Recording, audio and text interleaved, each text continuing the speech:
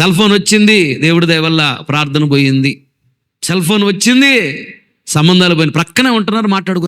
ఇంతకుముందు అయితే చక్కగా మాట్లాడుకునేవాళ్ళు. ఫోన్లు ఉన్నాయిగా, మాట్లాడుకోవటం ఏమి లేదు. ఫోన్లోనే మెసేజ్ పెట్టాడు వాళ్ళ భార్యకి. పక్కనే కూర్చుంది ఆమె కూడా, మంచులు కావాలని. ఆమె పిల్లలకు పెట్టింది మెసేజ్. పిల్లలకు మెసేజ్ పెడితే పిల్లలు వాళ్ళ నాన్నకి పెట్టారు మెసేజ్. నాన్న ఒక గ్లాసు వాటర్ కావాలంటే మమ్మీకి తీసుకురా డాడీ అని.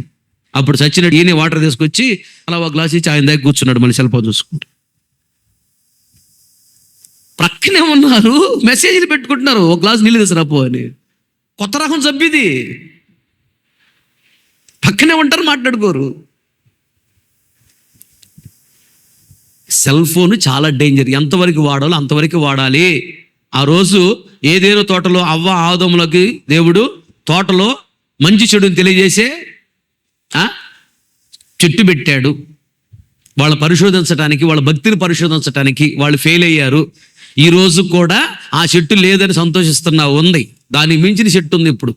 సెల్ ఫోనే ఆ మంచి చెడుని తెలియజేసే చెట్టు మన చేతిలో పెట్టాడు ఇప్పుడు.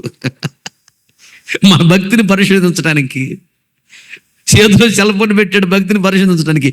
మంచి చెడులను తెలియజేసేటువంటిది ఇది.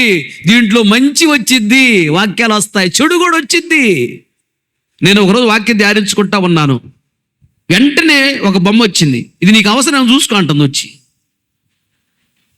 చేయబోయేస్తున్నాములని చూస్తే నెట్ ఆన్లో ఉంది. వాక్యం చూసుకుంటా ఉన్నా, రిఫరెన్స్లు చూసుకుంటున్నా, వాక్యంలో చూసుకుంటుంటే నెట్ ఆన్లో ఉంది. ఆన్లో ఉంది కాబట్టి ఏదో ఒకటి వస్తుంటే చెత్త చెదారం అంతా కింద ఏం రాసింది తెలుసా, నీకేం అవసరం చూసుకోండి పోయేస్తున్నాము అని చెప్పి దాన్ని డిలీట్ చేసి నెట్ ఆఫ్ చేసేసి చూసి ఒక సాతాను ఎలా డిస్టర్బ్ చేస్తాడు వాక్యం చదివేటప్పుడు. ఫోను కొంచెం ప్రక్కన పెట్టి ప్రార్థన చేసుకున్నప్పుడు దాని జోలికి వెళ్ళకుండా ఉంటే మన ప్రార్థనలో బాగా ఎదుగుతాం.